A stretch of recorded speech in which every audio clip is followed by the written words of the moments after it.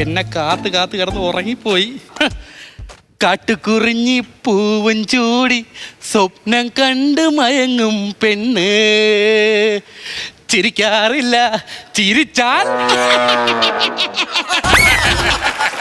താണ്ട ചെവിയുടെ വണ്ടടിച്ച് ഞാൻ മൂളിക്കും. ഞാനെന്താ ചെയ്തടാ? എന്നോട് ഞാൻ പറഞ്ഞല്ലേ ഇവിടെ വരുമ്പോ ഫോൺ സൈലന്റ് ആക്കണോ. എടാ എന്റെ ഫോൺ സൈലന്റാ. പിന്നെ ചിരിച്ചതാരാ? നീ ഒന്നുകൂടെ ഒന്ന് പാടി നോക്ക്. കാട്ടുകുറിഞ്ഞി പൂവും ചൂടി സ്വപ്നം കണ്ട് മയങ്ങും പെണ്ണ് ചിരിക്കാറില്ല, ചിരിച്ചാൽ അയ്യോ പാപത്തിയതല്ലേ. ആരാ കാറിയത്? നീ തന്നെയാണോ? തന്നെയാണല്ലോ കാറിയത്.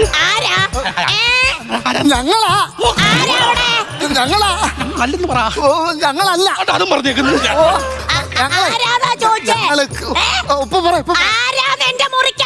ഞങ്ങള് KSB വന്നതാ. ലയൻമാനാ. ഇവിടെ അങ്ങോട്ട് മഴയൊക്കെ പെയ്ത് കറണ്ട് ലൈനൊക്കെ പോയെന്ന് പറയുന്നത്. ആണോ? എന്നാ ഞാൻ അത് പോയെന്ന് നോക്കിട്ട് വരട്ടെ. ആ ശരി. ആണ്ടടാ ഊട് പറഞ്ഞു അധികം രക്ഷപ്പെട്ടു. ഞാൻ പെട്ട്. നീ ആരാടാ? നീ ആരാ? സോമദാസൻ. യേശുദാസിന്റെ അമ്മച്ചിയാണ് സത്യം, ആരുമല്ല. ആരെങ്കിലും ആയിരുന്നെങ്കിൽ 2 പാട്ട് പാടിപ്പിക്കായിരുന്നു. അല്ല പിന്നെ നീ ആരാ? സത്യം പറ. ഇവിടെ നിശ്ചയം നടക്കുവല്ലേ? അതെ. ഞാൻ LED ബൾബ് ഇടാൻ വന്നതാ. എന്റെ മുറിയിലോ? ചത്ത കിളിക്ക് എന്തിനാ മക്കളെ കൂട്? എന്നാലും നീ വന്നതല്ലയോ, അവിടെ 2 ബൾബ് ഇട്ടേച്ചും മിച്ചും പോക്കോ. ശരി എന്നാ. പിന്നെ ഒരു കാര്യം വന്നേ. എന്നാ? ഇങ്ങനെ പ്രായപൂർത്തിയായ പെൺകുട്ടിയോടെ മുറിയിലേക്ക് വരുമ്പോ തട്ടിയും മുട്ടിയും ഒക്കെ വരണം കേട്ടോ. ഇതിന്റെ അത് വേറെ ആളും കിടപ്പുണ്ടോ? എന്തുവാ നോക്കുന്നേ? പ്രായപൂർത്തിയായ പെണ്ണ് ഞാൻ തന്നെയാ. നിങ്ങളോ? നിങ്ങൾക്ക് മിനിമം ഒരു 10 തവണയെങ്കിലും പ്രായപൂർത്തിയായി കാണുമല്ലോ. അങ്ങനെ കളിയാക്കൊന്നും വേണ്ട. ഞാൻ ഇപ്പോഴും ഒന്ന് ഒരുങ്ങി ഇറങ്ങിയാലേ പഴശ്ശിരാജയിലെ കനികയാന്നാ പറയൂ. ദൈവമേ, കനികയാന്നായിരിക്കത്തില്ല, ഇതുവരെ കഴിഞ്ഞില്ലേ എന്നായിരിക്കും ചോദിക്കുന്നത്. സത്യം പറ, നീ LED ബൾബ് ഇടാൻ വന്നോ തന്നെയാണോ? സത്യം പറ. ഞാൻ നാട്ടുകാരെ എപ്പോ വിളിച്ചു കൂട്ടും എന്നെ കയറി പിടിച്ചെന്ന്. സത്യം പറയാം, ഞാനിവിടെ ഒരു കല്യാണക്കാരിയായിട്ട് വന്നതാ. പക്ഷേങ്കിൽ എനിക്ക് നാണവാ. എന്റെ പൊന്നെ, നിങ്ങളുടെ കാര്യമല്ല.